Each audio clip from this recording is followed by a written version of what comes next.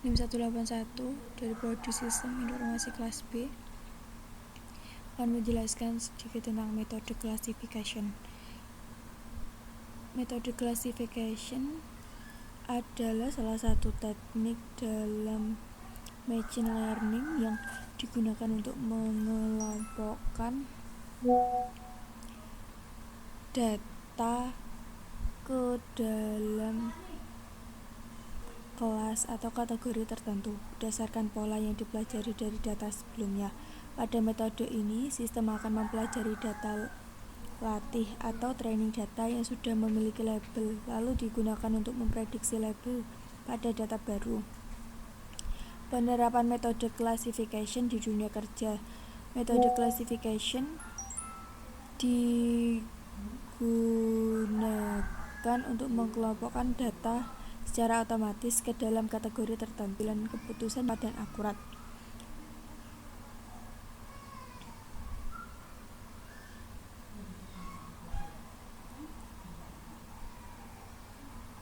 Penerapan metode classification yang pertama, analisis sentimen pelanggan. Dalam bidang e-commerce dan digital marketing, perusahaan mengklasifikasikan ulasan pelanggan menjadi positif, negatif, dan netral. Yang kedua, deteksi email spam. Dalam bidang IT support, keamanan informasi, email diklasifikasikan menjadi dua, yaitu spam dan non-spam.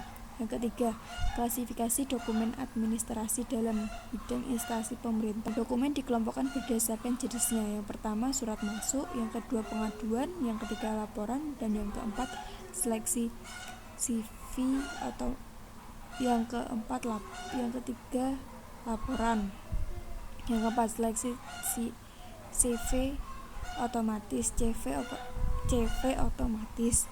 Dalam bidang human resource, CV pelamar diklasifikasikan berdasarkan kecocokan dengan posisi kerja.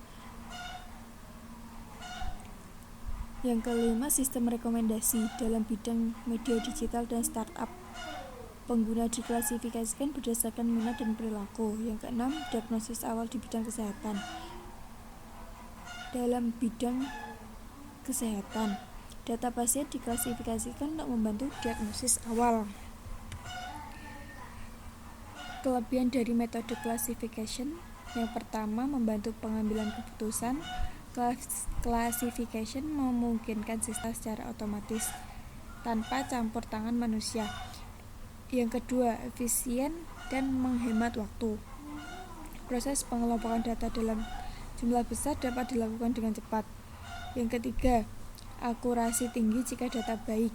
Dengan data latih yang cukup dan berkualitas, hasil klasifikasi bisa sangat akurat. Yang keempat, dapat digunakan di berbagai bidang, mulai dari bisnis, kesehatan, pendidikan, hingga pemerintahan. Yang kelima, mudah dikombinasikan dengan metode lain. Classification dapat dikombinasikan dengan TF-IDF, back of word, atau word embedding. Kekurangan dari metode classification. Yang pertama, sangat bergantung pada data latih. Jika data latih tidak representatif, hasil klasifikasi menjadi kurang akurat. Yang kedua, rentan terhadap bias data. Data yang tidak seimbang dapat menyebabkan bias pada hasil prediksi. Yang ketiga, membutuhkan proses processing yang baik. Kesalahan processing dapat menurunkan performa model. Yang keempat, sulit menangani data ambigu. Data dengan makna ganda atau tumpang tindih telah sulit diklasifikasikan dengan tepat. Yang kelima, perlu evaluasi dan pemeliharaan model. Model perlu diperbarui jika pola data berubah. Tahapan metode classification dilakukan melalui beberapa tahapan sistematis untuk pengelompokan data ke dalam kelas tertentu secara otomatis. Yang pertama, pengumpulan data, pemberian label, preprocessing data, ekstraksi fitur, pembagian data, pemilihan dan pelatihan model, pengujian dan evaluasi model. Yang terakhir, prediksi data baru.